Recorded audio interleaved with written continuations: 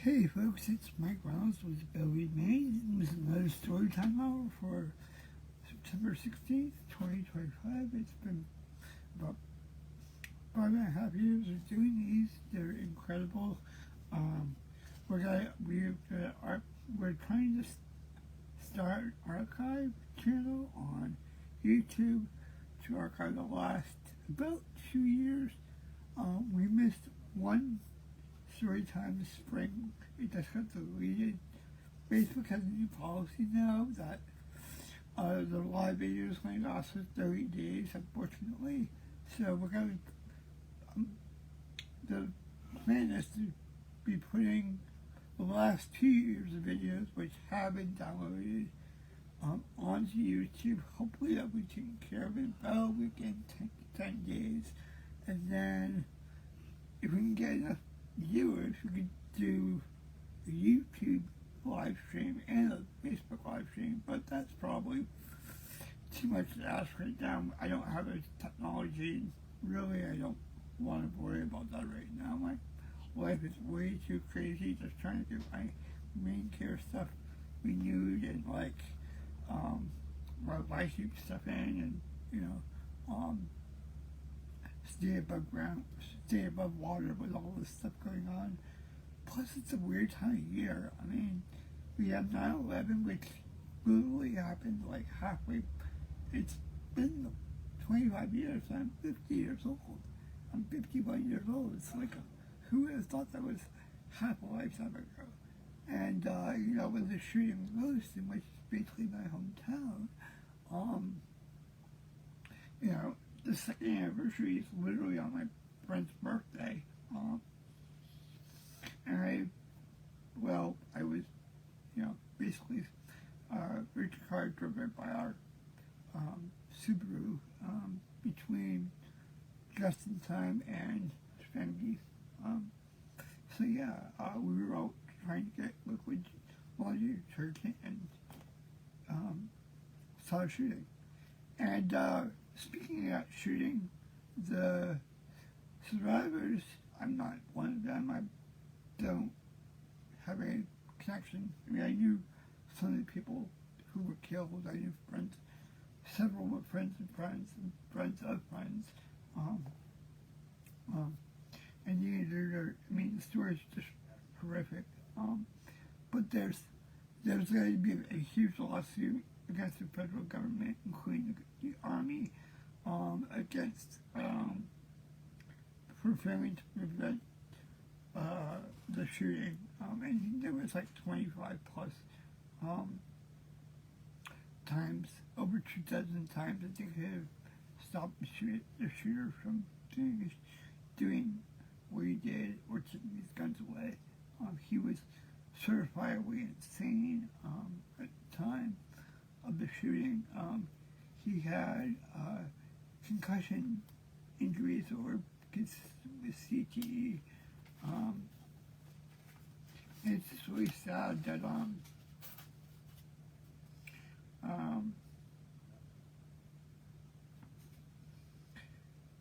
it had to happen here. I mean, because you never think it would happen in your hometown, and it changes the way you think of things. The way you look at everything is just different. I didn't want Lewiston to be remembered as like just one of the top 10. Right now, it's the 10th worst shooting in U.S. history. Thank God it wasn't bullshitting or anything. I mean, that would have been worse, but I mean, it just doesn't make sense. So, again, there have been recently, earlier this month, we have two people watching, which is great. Hi, I'm Mike with Maine. I used to be a webmaster, but we have a much more competent woman that does that. And I just write, and for the last 5 years I've been doing Storytime as a pandemic, and I think it's good to have as a oral history of the crisis, the COVID crisis. And to me it was sort of like videos of the 80s and the surviving the AIDS movement, and how people were active during that, like act up, and so I guess it's sort of like that, in terms of where I think it's going with that. I don't want to be an influencer, I don't want to make money off this, I just want to do this, and I can do it through Billy Maine right now, and that's really cool. So, in Maine,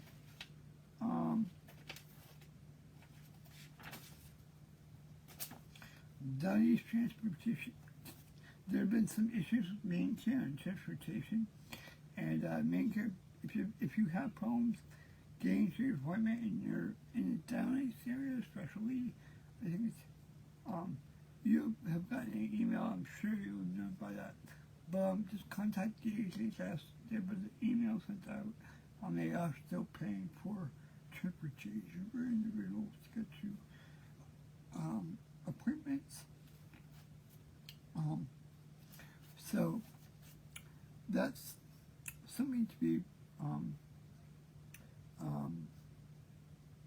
aware of. In Maine, there's been in the last recently the COVID vaccine access has been broadened significantly to basically anybody who wants a shot. Maine CDC is going way above and beyond federal CDC guidelines and allowing anyone that basically needs a shot to get it. A lot of the other New England states are doing the same thing. It's a good thing. If you get those shots, get them. You can get them now.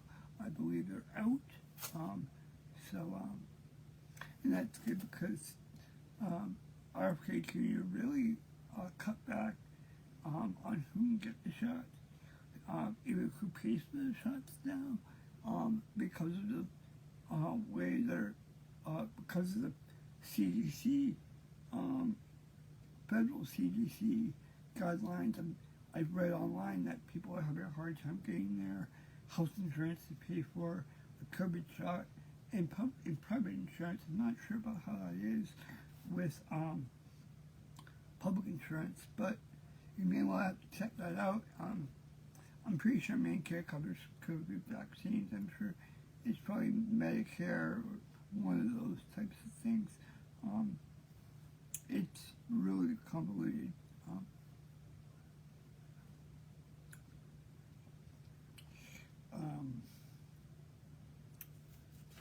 Additionally, with the start of the school year, it's really been prevalent that a lot of the things that parents and teachers and administrators and people just assume are going to be there, like parent resource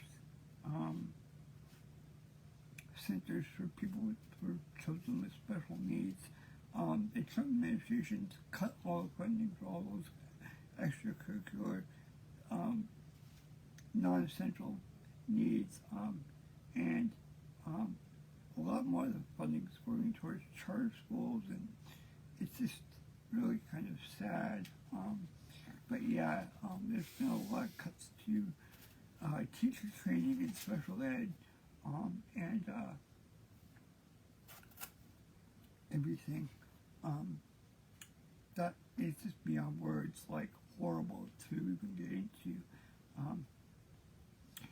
The Social Security Administration has officially said they're going to stop sending checks, but they've been saying that for years. There's always some guidelines, but less than 1% of Social Security recipients actually get their physical check. Most of it is done with electronic funds transfer to the direct benefit card that you can get. I don't have any idea about that, but it was mentioned on one of the websites in a press release, so as I mentioned that. I know there's some other things going on. I'm gonna have to look on my computer on my phone for the rest of it. I'm trying to do everything I can to stay somewhat relevant.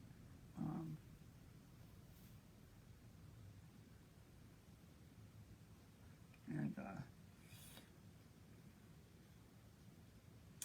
I'm trying to figure out here, hold on.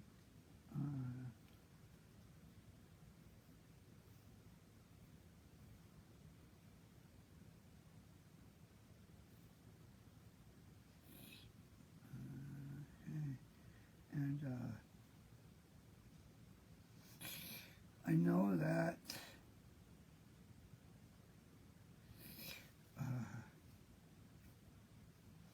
in terms of the FDA ban on electric shocks with the Johnson Center was supposed to be going into effect this fall. It's been pushed back to at least May of 2026 is an advisory update, which means it's just a kind of a guideline. They've like proven there was no reason why they had this thing. This has been probably well over 35 years. The FDA and the GRC, people have been fighting to get the GRC shocks banned, and they are not completely banned, but they cannot put them on any new patients. And they've been banned, but when the ban goes into effect, this possibly has been pushed back to May of 26. There's no real reason why, other than politics or something like that.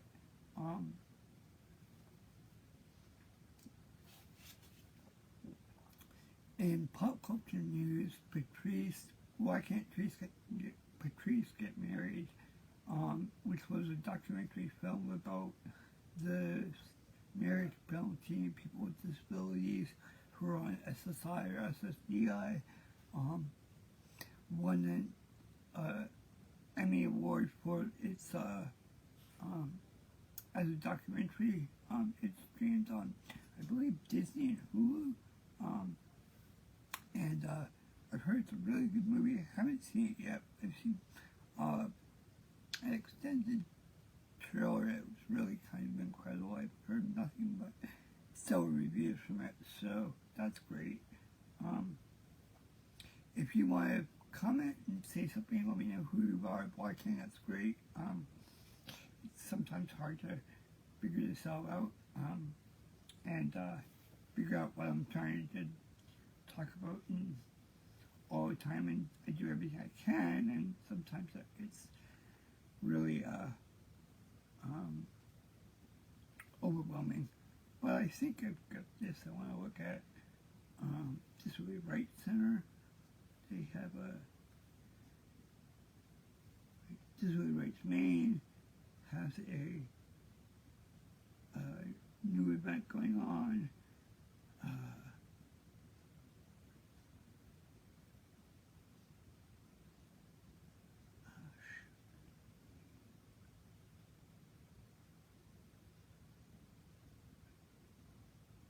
I can't find it, of course.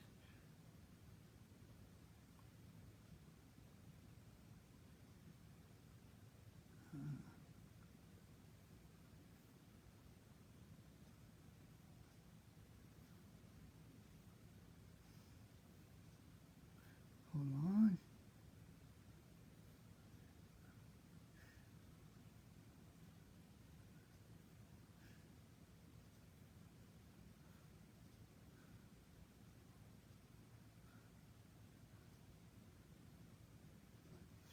Okay, out in the world, LGBT perspective on outdoor accessibility in Maine, September 28th from 10 a.m. to 4 p.m. This is at the Adaptive Outdoor Education Center, 635 Old Point Road in Brunswick, Maine.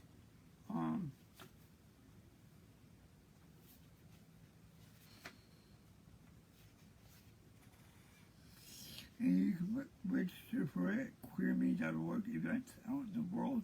There's ASL interpreters. It will be an LGBTQIA plus with disabilities panel, facilitated discussion groups, low sensory spaces, resource tables, outdoor equipment, adaptive outdoor equipment, demos, and outdoor activities. Looks beautiful. I'm going to share it as a person, and then I'm going to also post it to Ability Maine after this. Again, that's next Sunday, a week from Sunday, and then there will be, this weekend is the Common Ground Fair. It's a wonderful event, but it's not really wheelchair accessible at all, and it is expensive, difficult to get to without, there's no public transportation there, and it takes a long time getting there and a long time getting back. And it can be a very long day. I've written about it extensively on abilitymaine.org. I'm not going to pull out right now because it's just a PSA. I mean, I don't want to speak badly in Moscow. I love the Common Ground Fair. It's a great fair. It had some of the best formative experiences as an activist there. I've been going there since I was 70 years old. So that was 1991. That was almost 35 years ago. 30 years ago plus. So that's awesome. And I mean, the place in Unity, that was when I was in Windsor. It's down in Unity. It's really nice. But it's just too much for me right now. And I'm the type of person that really is a person that's spending a lot more time indoors. And maybe it's that I live in Lewiston, maybe it's because it's just, it's just one of those weird things that, I'm going through, or just our, the way I live my life. But I mean,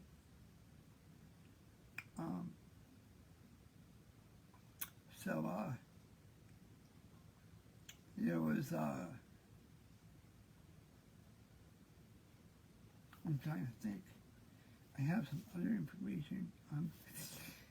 The Trump administration, if you want to look at this way, right stuff, UC Berkeley unfortunately gave 160 names to the Trump administration. I believe it has to do primarily with Palestinian protests, which is sad because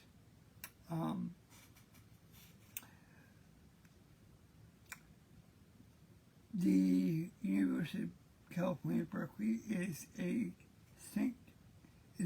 treasured educational facility in disability rights history. It's where the Rolling Quads and J.D. Human and Tim Whitbread all went to college. I'm sorry, maybe Tim Whitbread probably didn't go to college there, but I know Ed did, Ed Roberts did, and J.D. Human did, and it was one of the first very successful schools, and it was really a wonderful thing. School in the 60s, it was radical free speech school that led the nation. Now they're really capitulating to the Trump agenda and focusing on making sure that people get oppressed and stay oppressed for as long as they can, which is kind of sad when you think about it, because that's not what education and higher learning should be about. It should be about pushing the envelope. And, if you look at the New York Times, there's an incredible story about how one law class literally used human rights instead of criminal climate change arguments, to make the arguments for climate change, and to see what was going on was really incredible and really amazing. From that one class to see that, and years later, there was a UN court that found that yes, there are people that there is a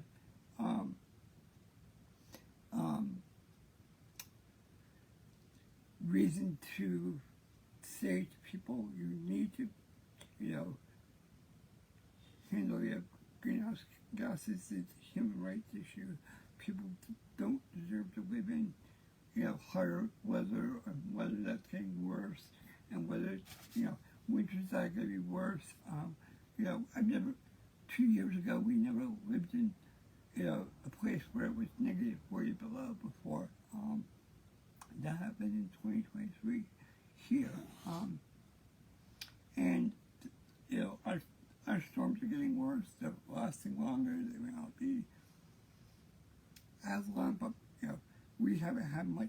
We've had very little rain, the droughts, and it affects people with disabilities because people with disabilities are usually people that be living in marginalized areas, who are poor, who are broke, who are going to be living in areas that are maybe lower to sea level, maybe cheaper too.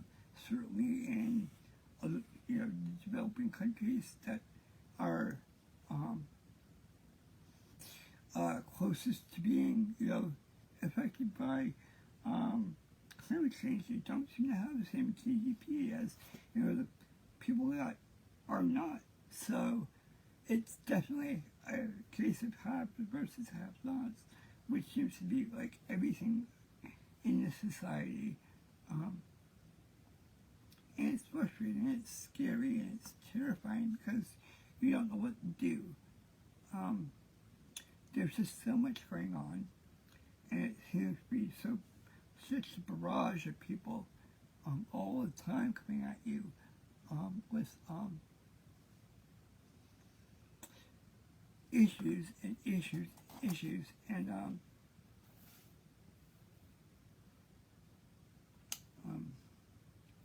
there are good news about this.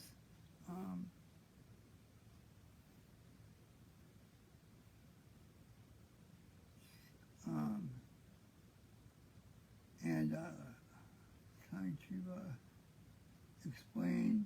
I'm just trying to figure out where I'm going to from here. Hold on, I've got something from I wanted to follow up on Gmail. Oh yeah, I got announcements too.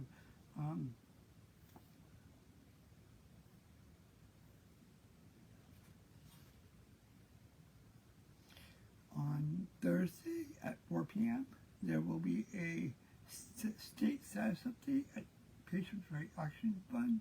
That's PRAF.org, PRAF.org. It's a webinar on Zoom that you can register for that gives people the updates on what's going on each legislatively for assisted suicide, with the death of Diane Coleman, almost a year away. Again, frustrating. And it was a week after, it was a week after the anniversary of the shooting that she died. So yeah, this will be interesting. It'll be very great. It's got some really wonderful people. It's got Barbara Lyons and Jessica Rogers. Barbara's a great long-term activist with PRAF, who I've worked with in 2019 when, unfortunately, the assisted suicide law passed in Maine, but it passed by one vote, or 2 votes, and unfortunately, 2 Republicans couldn't make it there on time that day.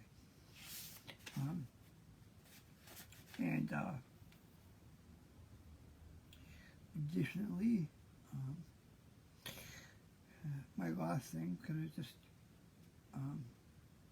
frustrates me, is that apparently RFK is going to try and blame. There's a couple more things on RFK I can actually talk about. So I'm fine, that's good, and it's going to work out.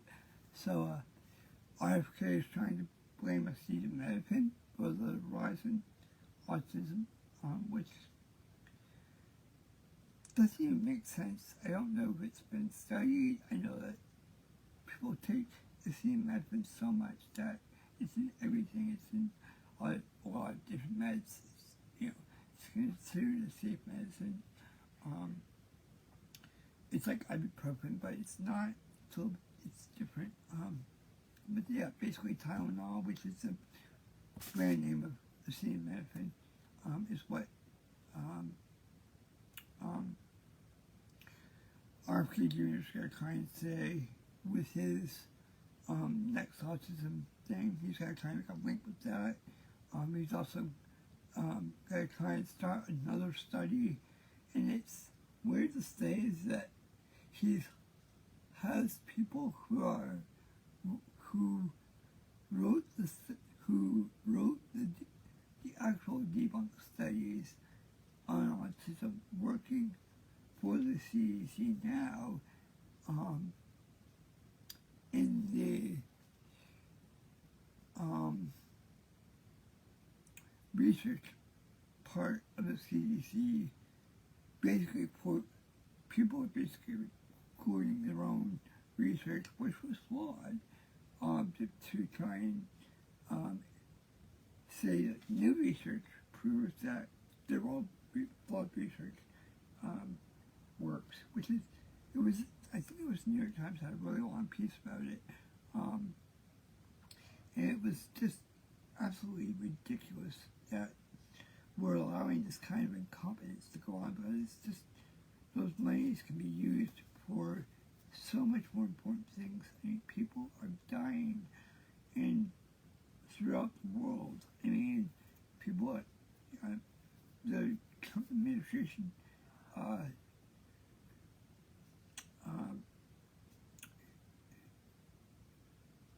destroyed $10 million in contraceptives. That could have gone to help people around the world. They were destroyed because USAID couldn't distribute them. Other nonprofits tried to get in. They just destroyed them without any help. And then there was this story today that in the upcoming act, there's a vaccine, CDC vaccine summit that's going to be happening. And the preliminary thing is that RFK Jr. wants to move the hepatitis B vaccine from being given at birth, which is what's happening now, and because it's given at birth, it's been eradicated, I believe, since for 30 years, at least, if not more. And now they want, and every daycare, every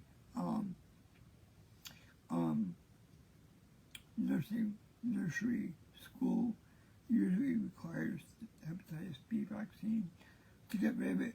And he wants to move it to age 4, and that would open it up. It's a very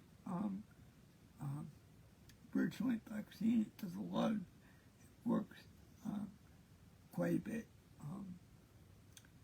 too much. So unfortunately, he wants to try and make the vaccine scheduling so that will be at 4 years old. I'm not sure there was other things that were already planned or not, but that was one that was, I believe, reached in the New York Times today. And it's just disgusting that we have leaders like this that won't take science and basic, humanity when we've lived through a pandemic, that has shed years off our national lives, lifespans, and has killed hundreds of thousands, if not millions of people in America. And this sounds like this is okay. It's really kind of scary. another thing I want to say is that on October 7th, if you are interested in being an informed healthcare consumer, the Consumers for Affordable Healthcare is hosting a Healthcare for Me event, and it's all-day conference on October 7th in Augusta. You can find information at Maine, MAINDCAHC.org, and register there. I believe it's a free event. If you ever want to send me or Billy Maine a listing of stuff, Billy Maine 2011 at gmail.com will work, or just send us a comment or post on our page. And it's been about, I'm just about done time, and honestly it's been such a long week that last week was like the most ridiculously long week of my life, and this week's been better, been a lot better, and people out there, please realize that, there's a lot of love here.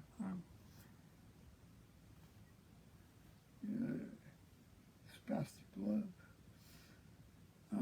So thank you for everything. Stay.